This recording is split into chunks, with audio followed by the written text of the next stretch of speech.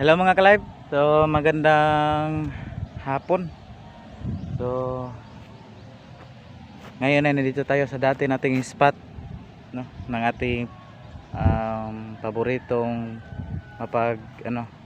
kawilan dati. Nasa kung makikita nyo is napakalapad, napakalawak ng area kung saan meron sana mga malalaking tilapia, dalag at kung iba pa. So ito ay nagmistula na lang na parang playground na sobrang lapad at wala nang katubig-tubig dito sa likuran ko. At dito naman is dito yung makikita, meron na lang kaunting tubig siguro kung magpapatuloy itong sobrang init ng panahon is tiyak na sa mga susunod na buwan is totally ubos lahat talaga yung tubig dito. So dito kami nangangawil, namimingwit dati, mga nakarang buwan siguro, mga noong around December.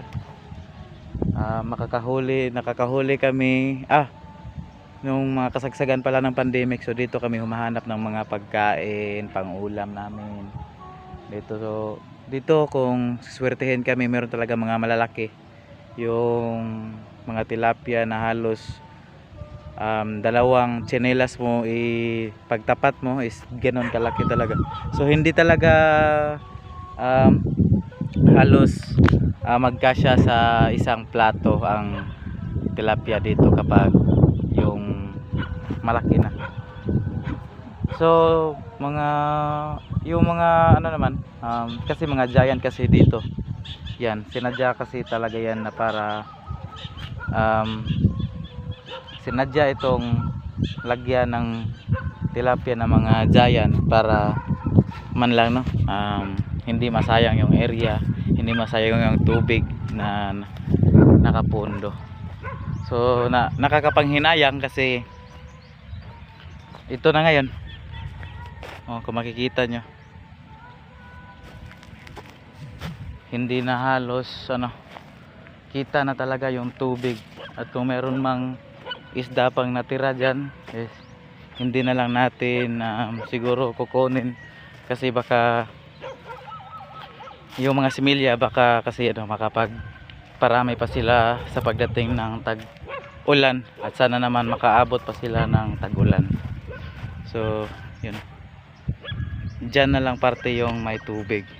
So dito napaka talaga.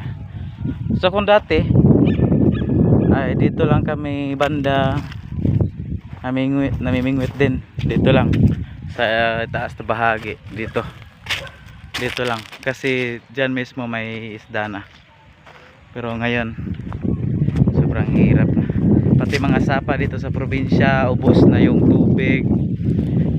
At kung meron pa palang tubig pero hindi na dumadaloy, at yung nakapundong tubig is kulay green na talaga. So yung mga balon namin dito is kaunti na lang yung tubig. So sana naman makasurvive tayo sa tagtuyot na to, at sana umulan na. Pero kahit ganun pa man is we still blessed, at nagpapasalamat pa rin tayo kasi kahit kaunti na lang yung mga tubig, kahit kaunti na lang yung laman ng ating mga balon, sapa, still meron pa rin tayong maiinom, di ba? So magpapasalamat pa rin tayo dahil kailanman hindi tayo pinabayaan ng ating Panginoon Diyos. So at hanggang dito na lang po, at maraming salamat kasi uwi na ako. So God bless sa lahat, bye bye.